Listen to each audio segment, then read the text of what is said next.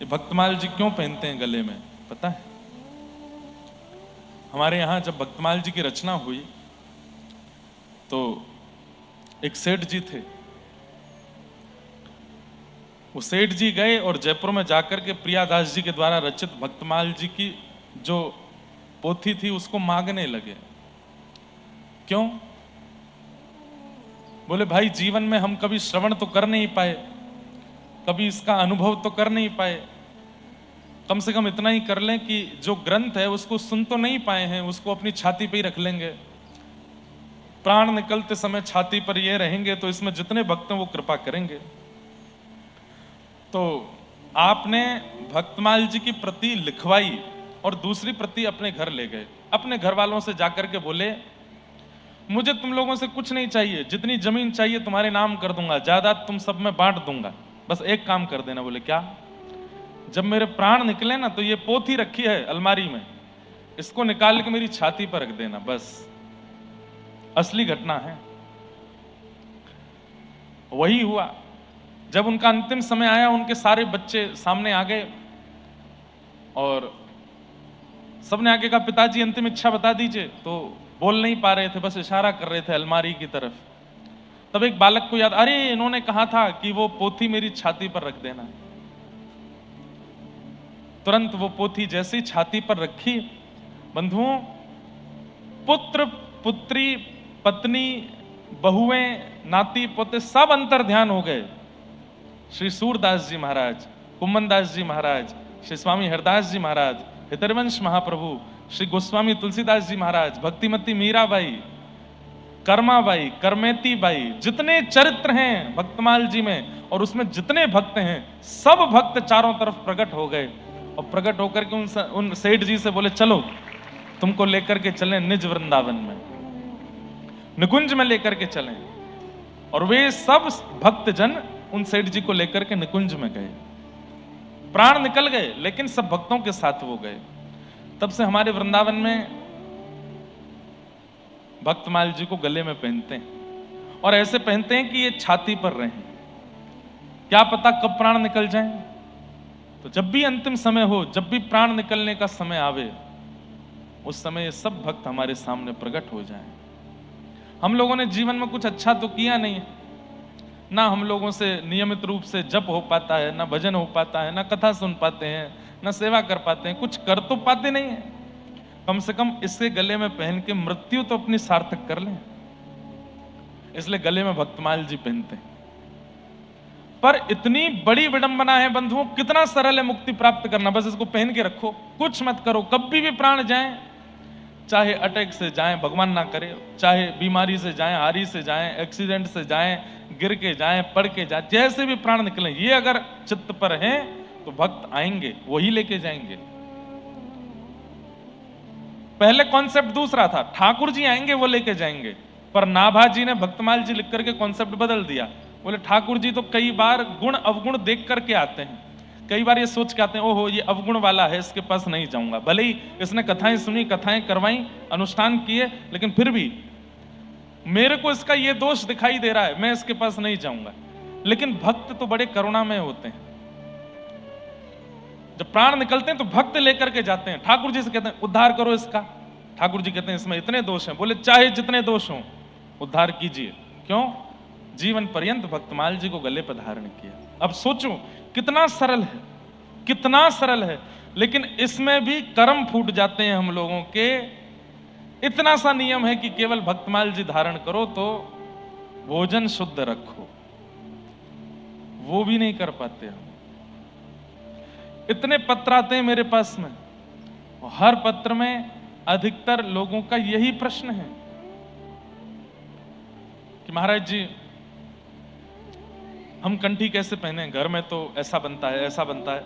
और एक बात बोलूं, बुरा नहीं मानिएगा, और जगह तो प्याज लहसुन के प्रश्न आते हैं, पर बंबई में, उल्लासनगर में तो सीधे मांस का ही प्रश्न आता है, घर में मांस बनता है। अब बताइए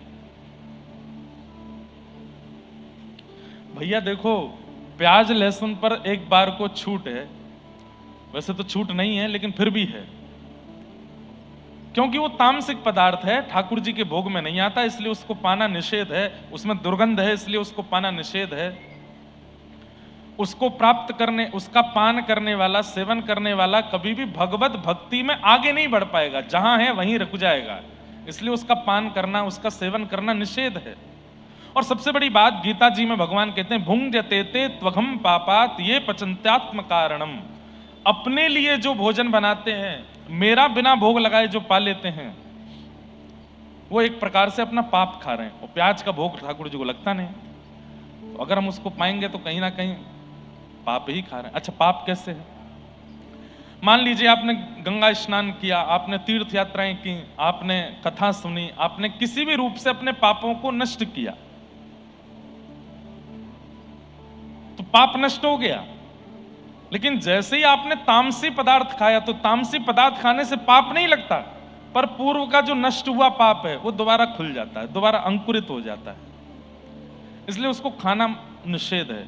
साधकों के लिए निषेध है, भक्तों के लिए निषेध है, प्रेमियों के लिए निषेध है, जिनका उद्देश्य भगवत प्राप्ति है उनके लिए निषेध है। कोई एक्स्ट्रा पाप नहीं लगेगा, पर पूर्व का जो नष्ट हुआ पाप है वो जरूर दोबारा प्रकट हो जाएगा। लेकिन यहां तो सीधा आता है मेरे पास में कि महाराज जी घर में मांस बनता है, अब क्या करें?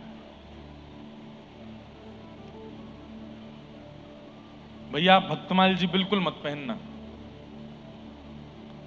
हम लोग पुण्य नहीं कर सकते, भजन नहीं कर सकते, नाम नहीं कर सकते, भगवत सेवा नहीं कर सकते, कोई बात नहीं, लेकिन कम से कम अपराध तो नहीं करना है।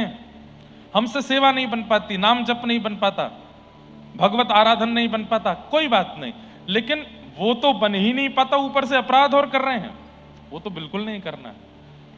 गले में इनको धारण करना है, रसोई में छिलका भी ना आ जाए असद वस्तु का, तो ही धारण कीजिएगा, नहीं तो धारण मत कीजिएगा। और मांस तो बहुत दूर की बात है। मुझे एक वेदना होती है, हम जब यहां आते हैं कथा करने के लिए, तो एक रास्ते से हम आते हैं, वहां मुझको कुछ कटे पटे जीव दिख जाते हैं। अब वो आंख बंद तो कर लेता हूं मैं, लेकिन बहुत वेदना होती है। कथा एक बार सुन ली है, एक बार वृंदावन हुआ हो, राधा नाम मुख से बोल दिया है, रज को माथे से लगा लिया है, तो इतना तो कम से कम परहेज कर लीजिए कि किसी जीव को मत खाइए, किसी जीव की हिंसा मत करो।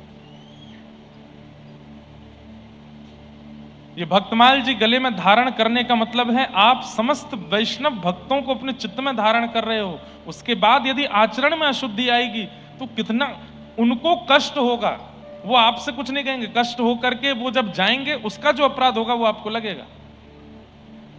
इसलिए ये पहले सार्वजनिक नहीं था, सबको नहीं बताया जाता था कि ये गले में पहनना है, पर अब बताने लगे हैं, तो इसका नियम भी है कि शुद्धि रखनी पड़ेगी। कम से कम ये मांस और मदिरा की शुद्धि तो रखनी ही पड़ेगी, इतना तो ध्यान आपको रखना ही पड़ेगा। तो हमारी ये प्रार्थना धीरे धीरे, हम कभी कभी संसार का व्यवहार विचार देखते हैं तो बदल जाती है कि नाथ हमको जीते जी नहीं मिल सको तो कम से कम मरने से एक क्षण पहले आप दिख जाइएगा। पीतांबरी कसी हो, मुखड़े पे एक हंसी हो, छवि मन में ये बसी हो, जब प्राण तन से निकले इतना तो कहना स्वामी, जब प्राण तन से निकले। तो हम तो उपाय बता सकते हैं कि ऐसे भगवत दर्शन हो सकता है, ऐसे भगवत अनुभव हो सकता है, पर उसके कुछ प्रोटोकॉल्स हैं, उनका पालन तो करना ही पड़ेगा ना, उनका ध्यान तो रखना ही पड़ेगा ना। ये भी नहीं चलेगा कि गले में भक्तमाल पहन ली, बोले अब तो अंतिम समय में भक्त आ ही जाएंगे, अब चाहे जो मन करे वो करो ना। भाई किसी की गाड़ी उधार पर लेकर के आए हो तो उसको साफ करना, उसमें डीजल भरवाना, उसमें उसको तेज गति से ना चलाना, उसको संभाल के रखने की जिम्मेवारी भी तो है।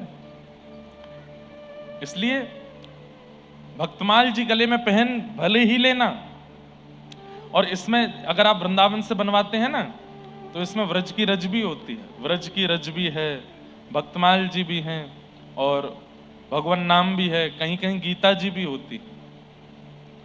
ये गले में पहन तो लीजिए पर इसके नियमों का ध्यान रखिए। आचरण, व्यवहार और बुद्धि में फिर तामसिकता नहीं आनी चाहिए, ऐसा ध्यान रखो। कुछ प्रश्न आए हैं।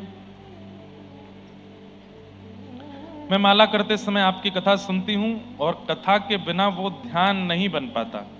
कथा सुनते समय मन विरह से भर जाता है और लगता है बस माला होती रहे, कथा चलती रहे। क्या है करना उचित है? बहुत बढ़िया है। कथा सुनते सुनते माला करना और बढ़िया है, कम से कम मन व्यथित नहीं होता। एक बार को मान लीजिए कोई ऐसा प्रसंग आया कि आप करते करते रुक गए, तो कम से कम माला रुकी भी तो ध्यान कहीं संसार में तो नहीं गया, कथा में ही गया ना।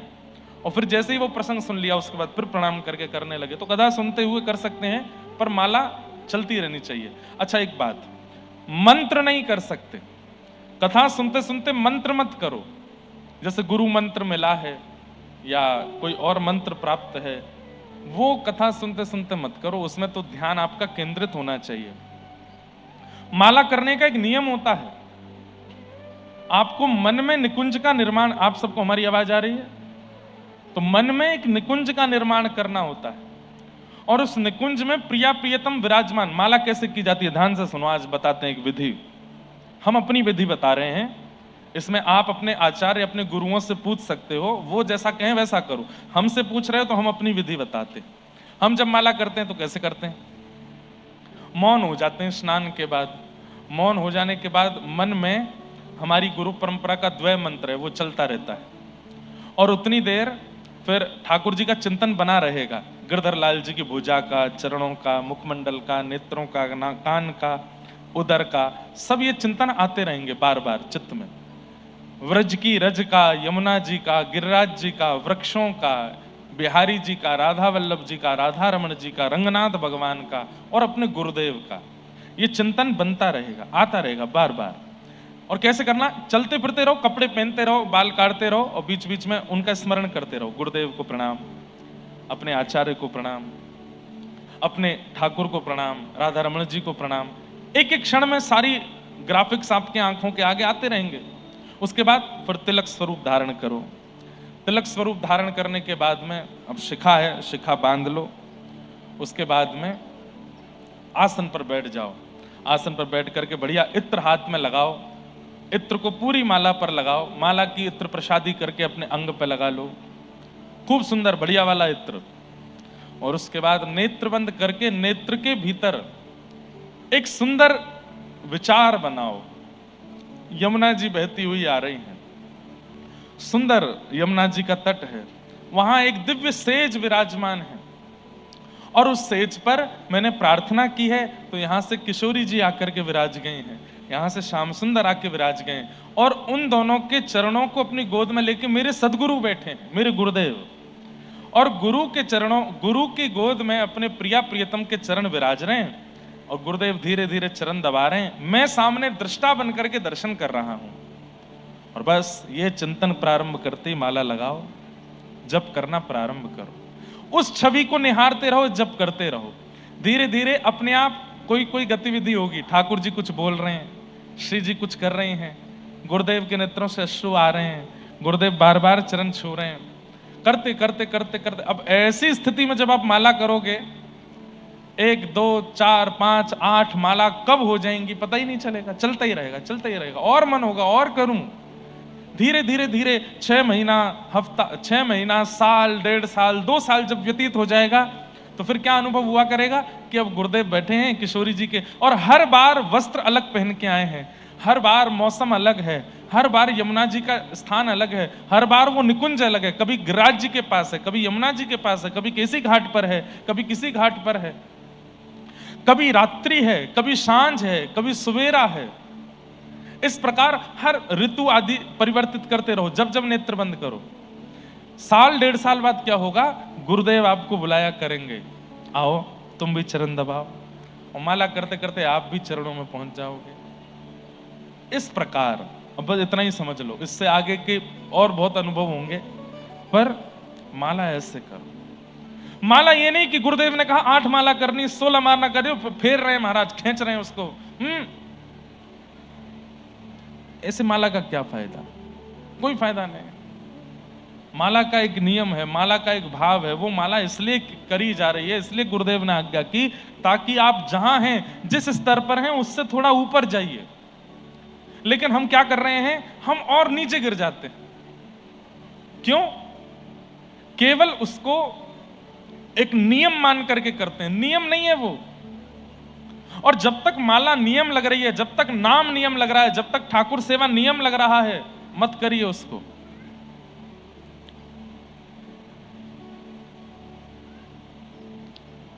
ये सब सौभाग्य है आपका। भाई विवाह के बाद जो गृहिणी है वो मांग का सिंदूर जबरदस्ती लगाती है, मन नहीं होता।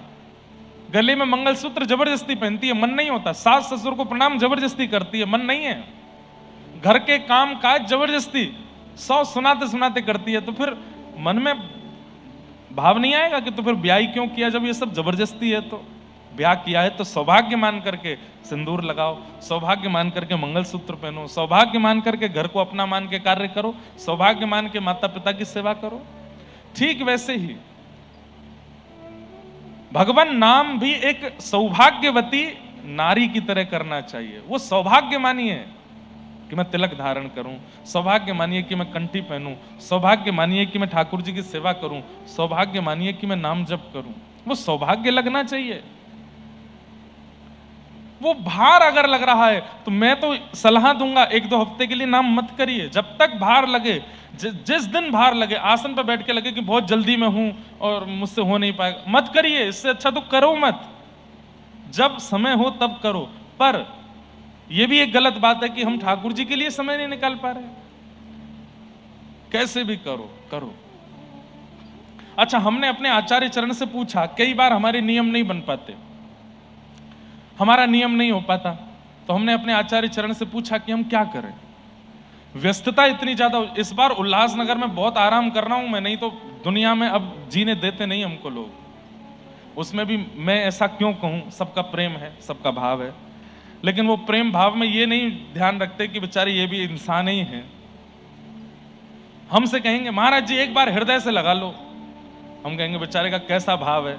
हृदय से लगाते हैं, 2 घंटा बाद सोशल मीडिया पे वीडियो बन रही होती है उसकी कोने से। कितना हृदय में ठेस पहुंचती है कि मैंने तो हृदय प्रेम से लगाया था, पर उसको वीडियो बनवानी थी अपनी। गुरु को, आचार्यों को कंटेंट मत बनाइए, उनको आचार्य ही रहने दीजिए। हमें कभी कभी बहुत पीड़ा होती है कि हम भी एक कैरेक्टर बन गए हैं, बैठ जाओ मुस्कुराते रहो फोटो खिंचाओ। नहीं, आप हमारे साथ कर रहे हैं, हम अलाउ करेंगे, फिर कल को बड़े महापुरुषों से मिलोगे तो उनके साथ भी करोगे, वहां अपराध बनेगा फिर। इसलिए हम सबको बोलते हैं कि भाई महाराज जी को, गुरु जी को कंटेंट मत बनाओ। हम तो बहुत बड़े वाले कंटेंट बन गए आजकल।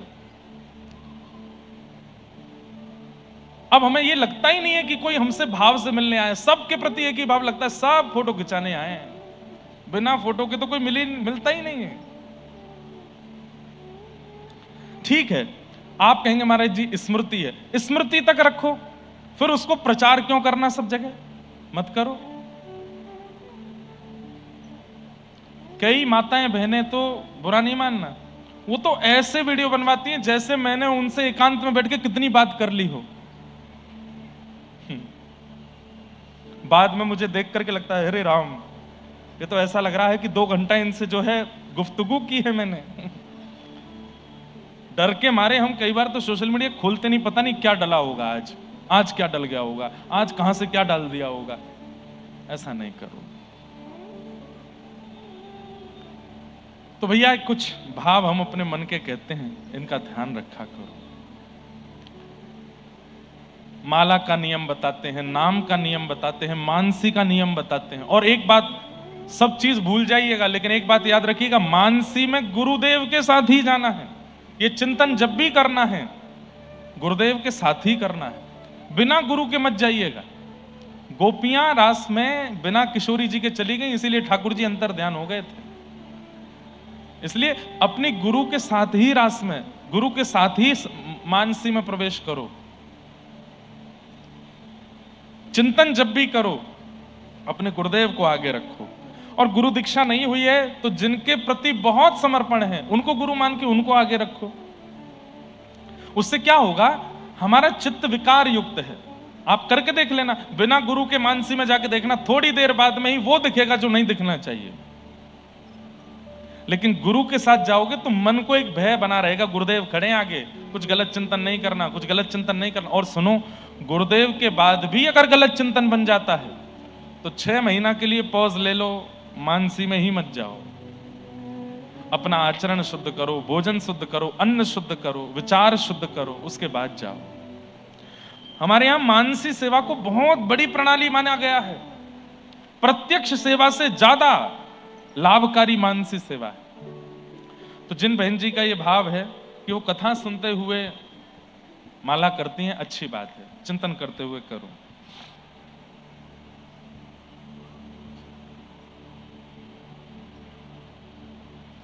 वही प्रश्न है मेरा आपसे, ये प्रश्न है कि महाराज जी, जैसे मेरे पिताजी गलत भोजन रसोई में बनाते हैं तो मैं मेरे लाला के लिए बर्तन दूसरा रखी हूं, इसी रसोई से उनको 4-5 दिन के बाद भोग बना के उनको भोग लगाती थी।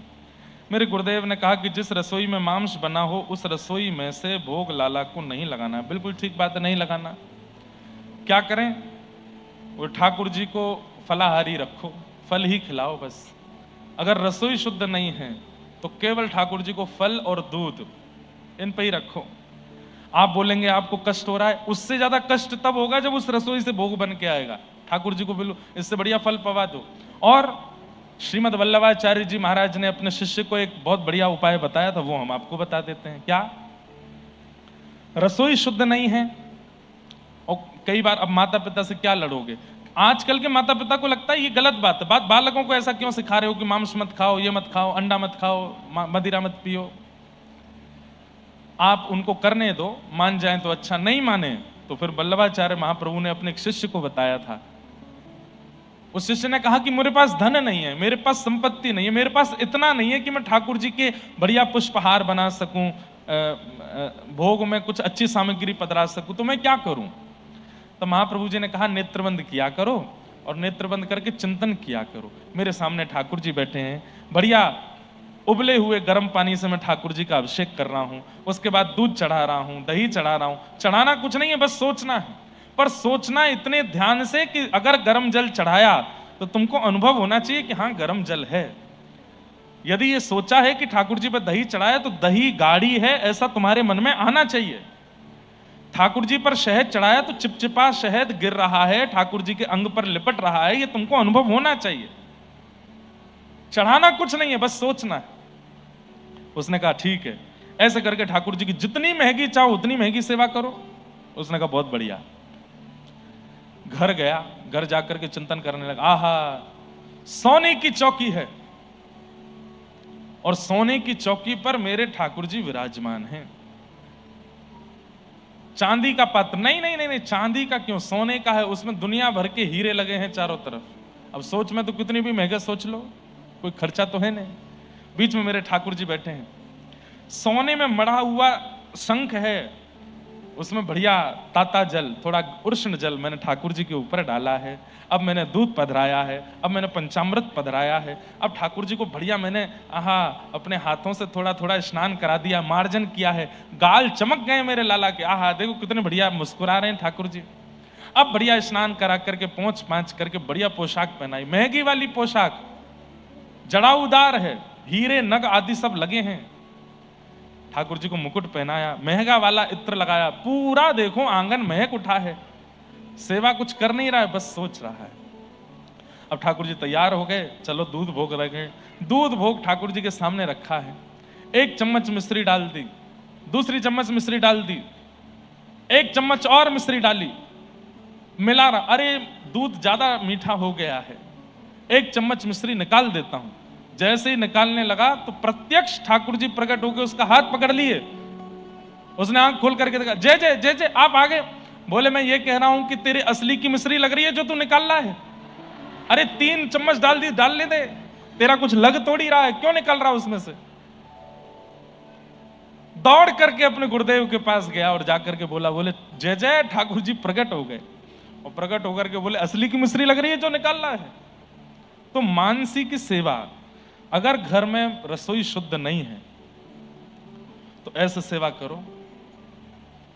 ठाकुर जी के आगे खाली बर्तन रख दो और बर्तन में विचार करो, सामने चूल्हा है, चूल्हे पर खीर बनाई है, खीर बना करके एक कटोरी में पधरा दी, कढ़ी बनाई, कढ़ी पधरा दी, पूड़ी बनाई, पूड़ी पधरा दी, ऐसे करके भोग लगाओ और प्रत्यक्ष रूप से ठाकुर जी को फल पवाओ। यही एक उपाय है और कोई नहीं।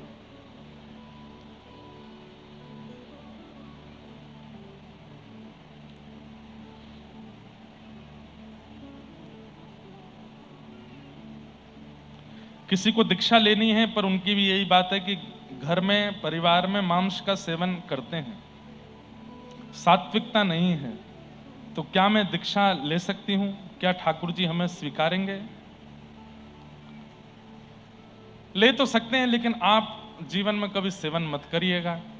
और जैसे एक बहन जी को बताया वैसे ये भैया भी उसी प्रकार का भाव रखें।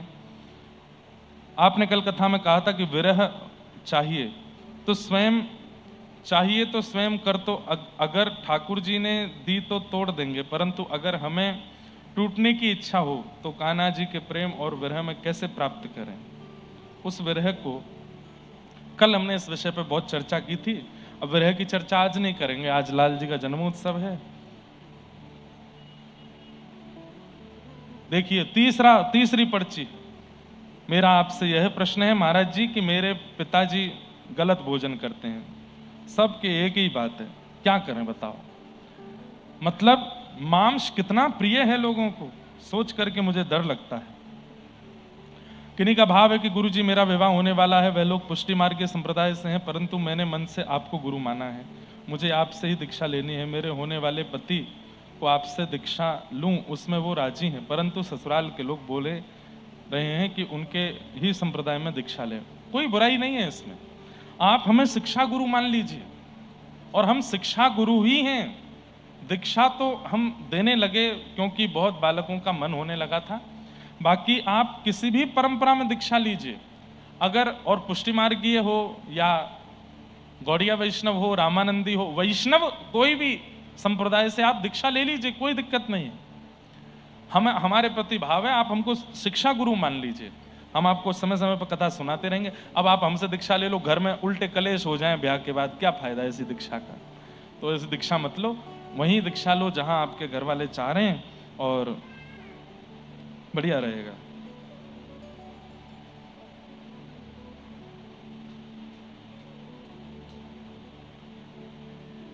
आदि आदि सब भाव हैं, सबको हम प्रणाम करते हैं।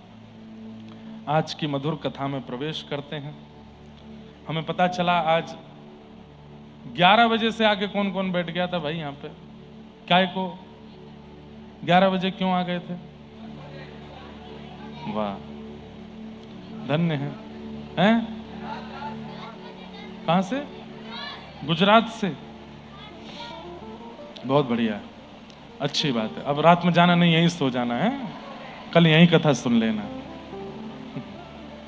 हमको कितनी पीड़ा होती है सुनकर के कि आप लोग इतने जल्दी आ जाते हो, परंतु अच्छी बात भी है, उत्सुकता कथा के प्रति आपकी बनी रहे। आज बहुत व्यस्त क्रम था सुबह से, इसलिए हम तो रोज ही विलंब हो जाता है आने में, लेकिन आप लोगों की उत्सुकता ऐसी बनी रहे, ऐसी ठाकुर जी से प्रार्थना है।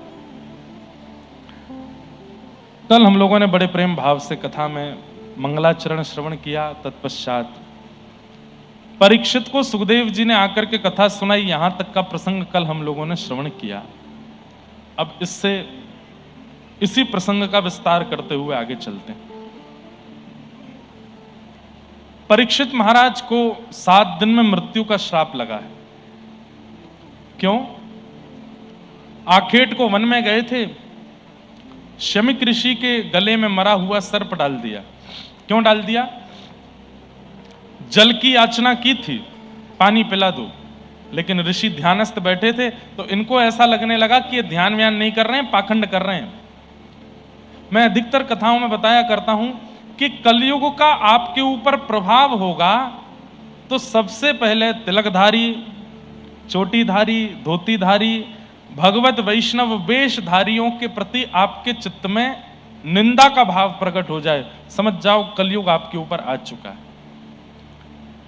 किसी भी भजनानंदी को देख करके आपके चित्त में उसके प्रति निंदा की भावना, उसकी हंसी उड़ाने की भावना अगर चित्त में आ रही है तो इसका मतलब ये कलयुग का प्रभाव है। बंधुओं, लेकिन एक बात बोलूं, अभी ना कलयुग थोड़ा चतुर होता जा रहा है। कैसे चतुर हो रहा है? व्यसन विषय की भावना में रहकर के कलयुग भजन करवा रहा है। जैसे मैंने ऐसा अनुभव किया है, कथा में अधिकतर आने वाले लोग वे मांस भी खाते हैं, मदिरा भी पीते हैं और कथा भी सुनते हैं। उनके चित्त पर इसका असर नहीं हो रहा है। अब ये क्या हो रहा है? कलयुग क्या कर रहा है? बोले मैं तुमसे भजन भी करवाऊंगा, मंदिर भी ले जाऊंगा, तीर्थ यात्रा भी करवाऊंगा और अंत में जो कलयुग के नियम है वो भी करवाऊंगा। मेरी बात को अन्यथा मत लीजिएगा। अभी भजन संकीर्तन करने के नए नए ढंग शुरू हो गए हैं दुनिया में, उसके विरोध में नहीं हूं मैं, पर नाम अपना असर तो करेगा। अब आप आगे का नाम भजन रखो, पीछे का नाम कुछ और रखो, उसका मतलब क्या है? उसका मतलब तो वही है ना, उल्टा सीधा खाना पीना या अलग अलग व्यवहार करना। अब कथा का नियम क्या है? व्यास मंच पर व्यास जी बैठे, नीचे बिना किसी सपोर्ट के, बिना किसी व्यवस्था के सारे श्रोता बैठे और कथा सुन रहे हैं। ऐसे ही कथा चित्त में आ सकती है। अब कुर्सी लगी है, जूता पहन करके बैठे हैं, बगल बगल में जूस पीते जा रहे हैं, बीच बीच में चाय पीते जा रहे हैं, पकोड़ा उड़ाते जा रहे हैं, कोई बढ़िया भजन आया तो उसमें हाँ वह बहुत बढ़िया, अब मारो पैसे मारो, ये वाला सुनाओ। कैसे होगा? बस यही हो गया कि अब मुजरे में जो गाने बजते थे उसकी जगह भजन बजने लगे। हो तो वही रहा है। भजन का मतलब सुनने वाले के चित्त को परिवर्तित करना होता है, ना कि केवल उसको सुनकर के आनंद करना, उसको सुनकर के नाचना गाना या उल्टे सीधे काम करना।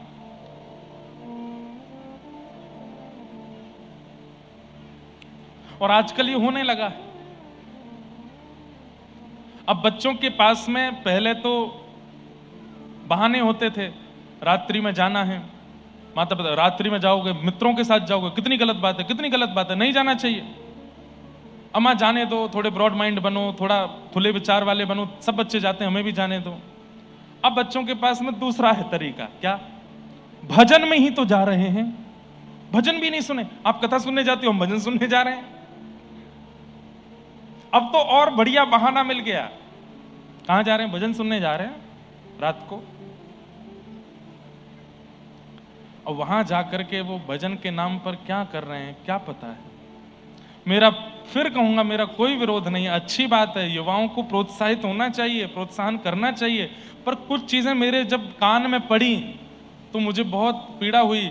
युवाओं का बहुत बड़ा समुदाय हमें सुनता है, यदि हम ही नहीं बोलेंगे तो फिर बहुत गलत हो जाएगा ना। महाराज जी नहीं बोले इसका मतलब प्रोत्साहन कर रहे हैं? नहीं। भजन का मतलब भजन है, कीर्तन का मतलब कीर्तन। कीर्तन मतलब जहां व्यक्ति अपने तन की स्थिति भूल जाता हो, नृत्य करते करते उन्माद हो जाता हो। वाग गदगदा द्रवते यस्य चित्तम रुदत्य भिक्षणम हसति क्वचिच्च विलज्ज उद्गायत नृत्यते च मद्भक्ति युक्तो भुवनम पुनातु। ये हो रहा है? नहीं हो रहा।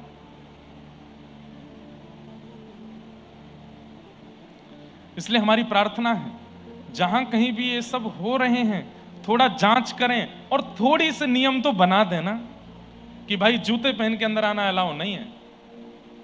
और थोड़ा ये नाम जो पीछे वाला है उसमें क्लब वगैरह का नाम ना दें तो ज्यादा अच्छा रहेगा। जैमिंग अच्छा है पर क्लब अच्छा नहीं है, क्लबिंग अच्छा नहीं। जैमिंग का मतलब क्या है कि सब बैठ करके आनंद कर रहे हैं, ठीक है, वो चलता है, क्लब अच्छा नहीं है। अब उसमें कई लोगों का ऐसा भाव आता है कि महाराज जी वैसे युवा आएंगे ही नहीं। अरे तो नहीं चाहिए, बिल्कुल नहीं चाहिए। ये क्लब का प्रलोभन देके हमको कथा, कल को ये भी हो जाएगा, बोले क्या हो रहा है, वो कथा क्लबिंग हो रही है। क्यों? पूरी लाइट डिम है पंडाल की, बच्चे बैठे हैं, बगल में जूस के स्टॉल्स भी लगे हैं। महाराज जी मंच पर आएंगे, मंच पर आकर के थोड़ी बहुत बातें बताएंगे, फिर बीच बीच में गाया करेंगे, कल को वो भी शुरू हो जाएगा। भजन के कुछ नियम हैं, वो नियम बना दिए जाएं, जूते चप्पल पहन करके भीतर नहीं आएंगे। आपको खाना पीना है तो पीछे एक अलग सेक्शन बना दीजिए, वहां खाइए पिए। जितने एरिया में भजन का क्रम चल रहा है उसमें कोई झूठे मुंह नहीं बैठेगा। ये नियम बनाने पड़ेंगे। वो कोई शादी ब्याह थोड़ी है स्टॉल पे लिए खाते जा रहे हैं, गोविंद बोलो, हरि गोपाल बोलो, हरे कृष्णा हरे राम, ऐसे थोड़ी होता है। ये तो वही बात हो गई ना कि कुछ भला करने गए थे, अपराध करके आ गए। हनुमान जी महाराज कहते हैं यत्र यत्र रघुनाथ कीर्तनम, जहां जहां रघुनाथ का कीर्तन होता है तत्र तत्र कृतमस्तकांजलिम, वहां वहां मैं प्रणाम करने जाता हूं। सोचिए, हनुमान जी प्रणाम करने आते हैं उस स्थान को जहां कीर्तन होता है, और जब हनुमान जी आकर के देखेंगे अरे मेरी गदा कहां, दारिकियों को बताऊं अभी मैं क्या कर रहे हैं। इसीलिए परिवर्तन आ रहा है पर्यावरण में, इसीलिए ठाकुर नाराज लग रहे हैं। ठाकुर जी कह रहे हैं तुम पाप करो ना, पाप के स्थान हैं ये, भजन की जगह पर, कथाओं की जगह पर वो पाप लेकर के क्यों आ रहे हो, उनको यहां मत लाओ। ये कलयुग की चाल है बंधुओं, कलयुग करवा रहा है। लो तुम लोग बहुत भजन कीर्तन करने लग रहे हो, ट्रेंडिंग में आ रहा है भजन, मैं यहां पर भी ऐसे योजना बना दूंगा, सब कर पाएंगे।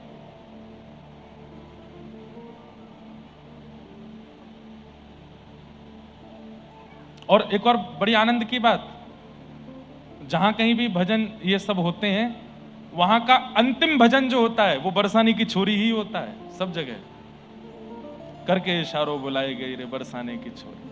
अब उसमें जो छोरियां हैं वो कर रही हैं, वो इशारा दे रहे हैं। कैसे हो? कभी कभी हमें लगता है कहीं हमसे तो अपराध नहीं बन गया, ये सब गा करके हमने गलत तो नहीं कर दिया, हमने तो किसी और भाव से गाया था, किसी और भाव से कुछ कहा था, बहुत गलत। भजन को भजन रहने दीजिए, कीर्तन को कीर्तन रहने दीजिए। और केवल हनुमान जी नहीं आते हैं, ध्रुव जी, प्रहलाद जी, भक्तिमती मीराबाई, जितने भक्तों के नाम के, नारद जी महाराज, जब कोई उन्माद कीर्तन करता है नारद जी प्रकट हो जाते हैं वहां पर। अब कीर्तन तो हो ही रहा है, ठाकुर जी का तो नाम ही है, लेकिन वहां जब व्यवहार में वो चीज शुद्ध नहीं होती है तो दिक्कत हो जाती है। इसलिए मेरा बिल्कुल विरोध नहीं है, खूब करो प्रेम से, लेकिन थोड़ी मर्यादा बना दो। भोजन का क्रम अलग हो, जूते चप्पल बाहर उतारे जाएं, और यह भी अगर कर सकें तो कर दें। क्या? भाई लोग एक तरफ बैठो, बहनें एक तरफ बैठो, और उसके बाद प्रेम से कीर्तन करो। ऐसा करके कर लो। और गाने वाले भी मंच पे जूते पहन के घूम रहे हैं, नहीं।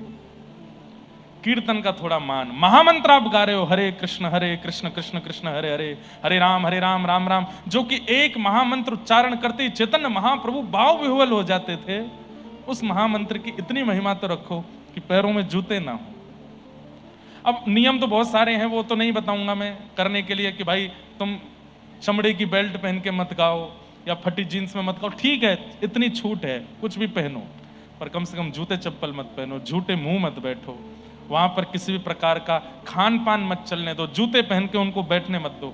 अरे अब इसमें क्या होता है पता है, 200 टिकट कम बिकेंगी, अरे ठीक है ना, नहीं चाहिए हमको भीड़, हमको वही चाहिए जो प्रेमी हैं और जो सुनना चाहते हैं। भजन की वैल्यू इतनी गिरा क्यों दी हमने कि तुम आओ बस सुनने के लिए, हम कैसे भी तुमसे गवाना चाहते हैं ना, कैसे भी नहीं गवाना है, मर्यादा में गवाना है। तो कलयुग का ये प्रभाव है बंधुओं। कलयुग क्या कर रहा है, अब कलयुग थोड़ा सा 2025 के बाद में मैंने ऐसा अनुभव किया, थोड़ी करवट लेने लगा है। अब ये भजन के माध्यम से, अब ये कथाओं के माध्यम से, अब ये भक्ति के माध्यम से पाप करवा रहा है। और वो प्रारंभ हो चुका है।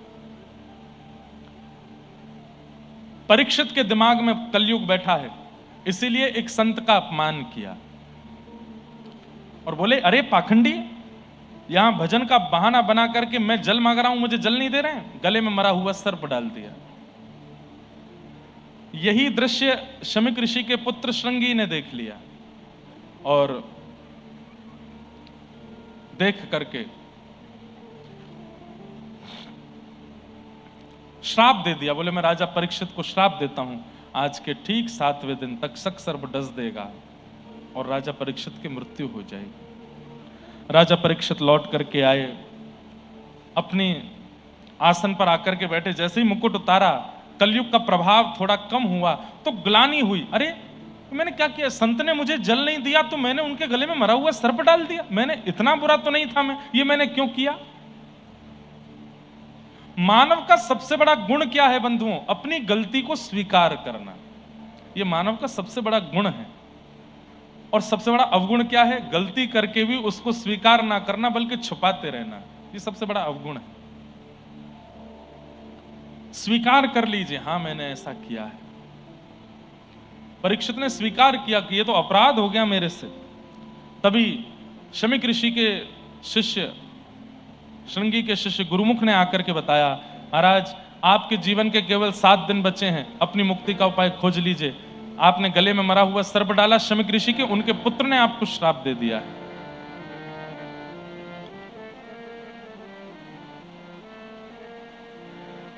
राजा परीक्षित घबराए नहीं।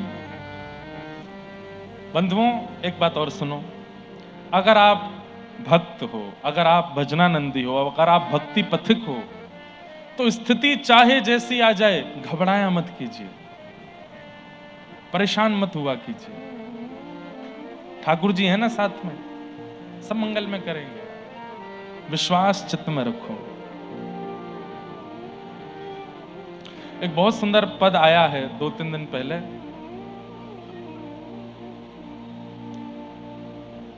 समय क्या है स्वर, हमें अपनी आवाज ही नहीं आ रही, आप देना थोड़ा स्वर।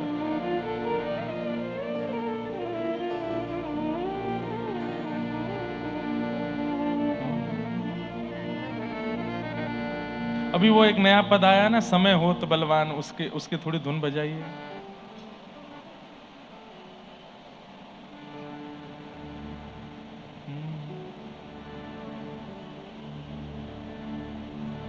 समय होत बलवान पर जो समय से भी बलवान है, कृष्ण उनका नाम है। मैंने खुद गाया, पर मुझे खुद बहुत मोटिवेट करता है ये भाव। माना कि समय बहुत बलवान है, माना कि परिस्थिति बहुत कठिन है, पर ठाकुर जी से ज्यादा बलवान तो नहीं है। और कहीं हम परिस्थिति को ज्यादा खतरनाक मान रहे हैं तो हम कहीं ना कहीं ठाकुर जी के प्रति अविश्वास कर रहे हैं। परिस्थिति सबके जीवन में आती है, दुनिया में कोई नहीं बचेगा, सबके जीवन में आएगा। पर उस परिस्थिति को आपने बलवान मान करके हाथ पैर टेक दिए उसके सामने, तो आपके ठाकुर जी आपसे नाराज हो जाएंगे। अच्छा, मुझसे ज्यादा वो बलवान है। इसको सुनो, कितना अच्छा भाव है। समय होत बलवान पर जो समय से भी बलवान है, कृष्ण उनका नाम है। द्वापर के जो श्याम है, त्रेता के वही राम है, कृष्ण उनका नाम है। समय होत बलवान पर जो समय से भी बलवान है, कृष्ण उनका नाम। बड़ी प्रसिद्ध बात है ना, ठाकुर जी को जाके मत कहो कि पीड़ाएं क्या हैं जीवन में, पीड़ाओं से कह दो, बोले तू आ जा, पर याद रखना ठाकुर जी मेरे साथ खड़े हैं। अरे पीड़ा तू आ जा, तेरे जितना मन हो उतनी आ जा, लेकिन याद रखियो मेरे साथ विठोबा खड़े हैं।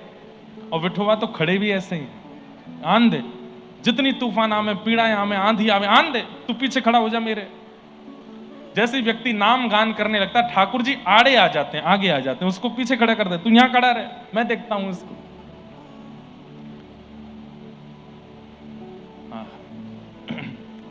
ऐसे बढ़िया बढ़िया भाव सब आपके लिए बन के आते हैं। सुनो, विचलित मत हो, परेशान मत हो, ठाकुर जी है ना साथ में।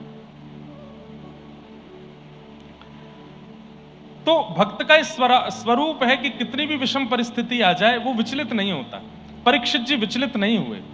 7 दिन में मृत्यु का श्राप लग गया, तुरंत अपने पुत्र जन्मेजय को राज्य गद्दी पर बिठाया, मुकुट सिर पर पधरा दिया, बोले कि अब बेटा तुम संभालो, मैं जाता हूं। और पत्नी से बोले, देवी, पत्नी रोने लगी परीक्षित राजा की, आपको 7 दिन में मरने का श्राप लगा। तो राजा परीक्षित बोले, नकारात्मक नहीं, सकारात्मक सोचो। देखो, दुनिया में हर व्यक्ति को कभी भी मर जाना है, अगले क्षण भी उसकी मृत्यु हो सकती है, अगले घंटे भी उसकी मृत्यु हो सकती है, किसी भी क्षण हमारे प्राण जा सकते हैं।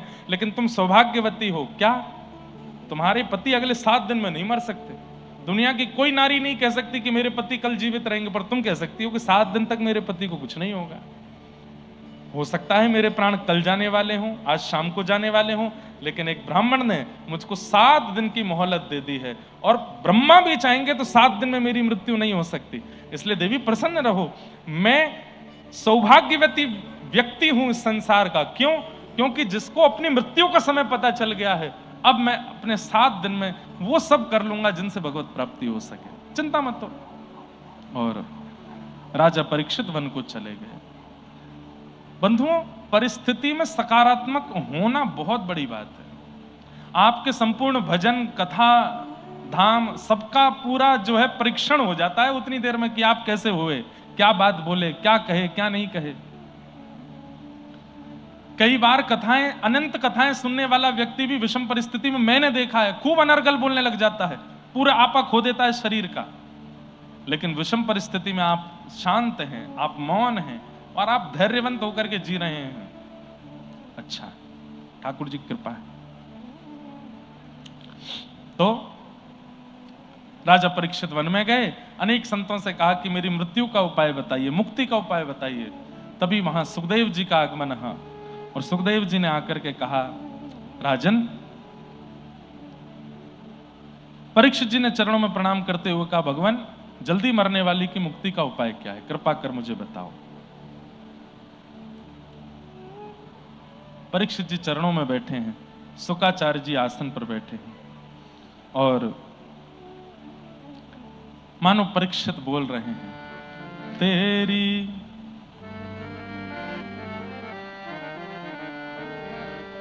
तेरी शरण में आके मैं धन्य हो गया।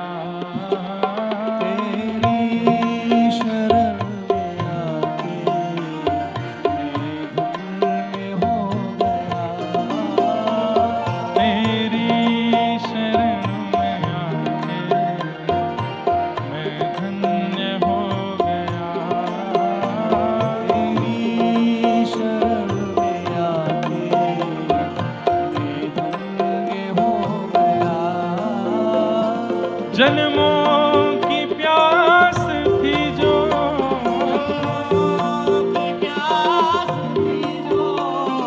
जन्मों की प्यास थी जो,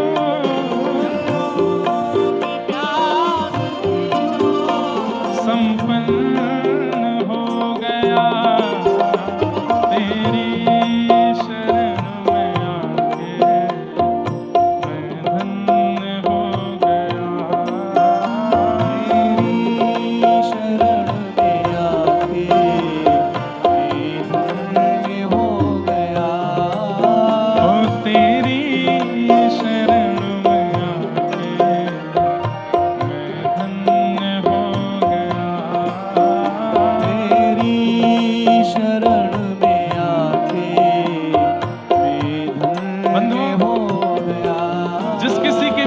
जाकर के ठाकुर जी का अनुभव हुआ हो, वृंदावन का अनुभव हुआ हो, व्रज की रज का अनुभव हुआ हो, ठाकुर जी के प्रति थोड़े सामीप्य का अनुभव हुआ हो, उसके सामने ये बात जरूर गाया करो।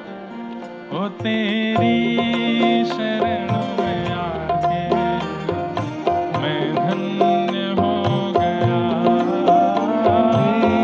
करताल बजा के करो।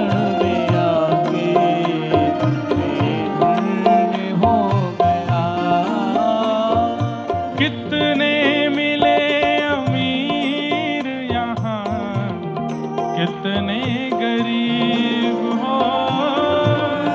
मिले अमीर यहाँ, कितने गरीब। हाँ, कितने मिले अमीर यहाँ, कितने गरीब। हो तेरी शरण में आके मैं धन्य हो गया। तेरी शरण में आके मैं धन्य हो गया।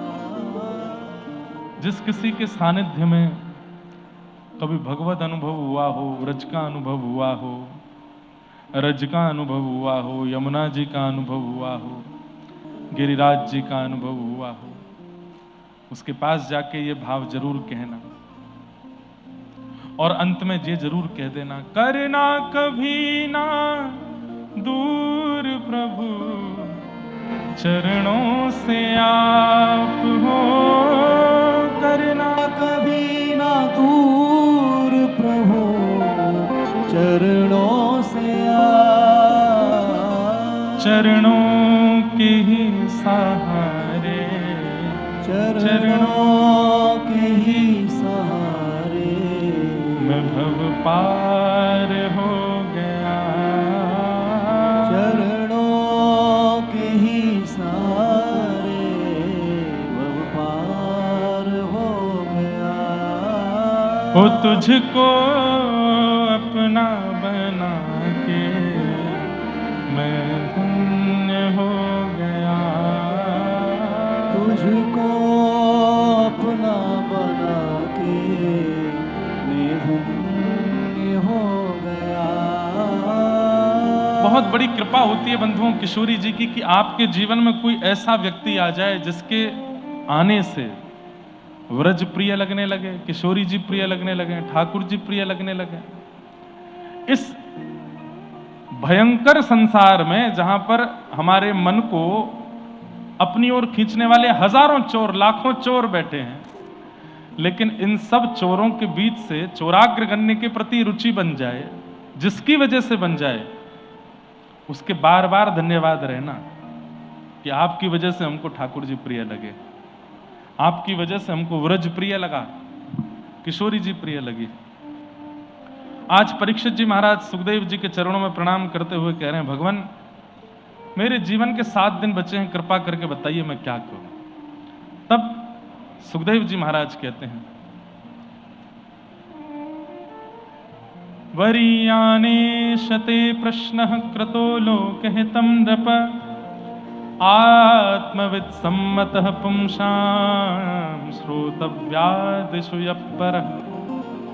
राजन, तुम्हारा जो प्रश्न है वो लोक हित के लिए बढ़िया है, लेकिन पर्सनली तुम्हारे लिए उचित नहीं है। क्यों? क्योंकि तुम पूर्व से ही भगवत प्राप्त हो, तुम्हारा जन्म बाद में हुआ है, भगवत दर्शन तुमने अपनी मातृ गर्भ में पहले किया है, तो मुक्ति तो तुमको वैसे ही मिल जानी है। कहने की बात, तिलक धारण करने वाले, नित्य कंठी माला पहनने वाले, एकादशी करने वाले, कथाएं सुनने वाले भी अगर ये पूछने लग जाते हैं कि महाराज जी मेरा उद्धार कैसे होगा, उद्धार तो हो गया। तिलक धारण करते हो, कंठी पहनते हो, एकादशी करते हो, उद्धार तो हो गया। अब ये प्रश्न मत करो कि उद्धार कैसे होगा, अब तो ये प्रश्न करो कि जितने दिन हम जीवित हैं उतने दिन में हम ऐसा क्या करें कि ठाकुर जी का अनुभव हो जाए। उद्धार तो होना निश्चित है। तिलक नित्य लगाते हो, कंठी नित्य पहनते हो, एकादशी नित्य करते हो, उद्धार होना निश्चित है, इसमें कोई संशय ही नहीं है। लेकिन अब बस ये पूछिए कि नाथ उद्धार तो होगा, मुक्ति तो मिलेगी, वैकुंठ तो मिलेगा, गोलोक धाम तो मिलेगा, पर जीते जी अवस्था में भगवत प्रेम कैसे मिले, कृपा कर ये बताओ। और इसका एक ही उपाय है बंधुओं, ठाकुर जी को जो प्रिय लगता है, ठाकुर जी को जैसा व्यवहार, जैसा गुण, जो विचार प्रिय लगते हैं वो करो। हम एक उपाय बता दें।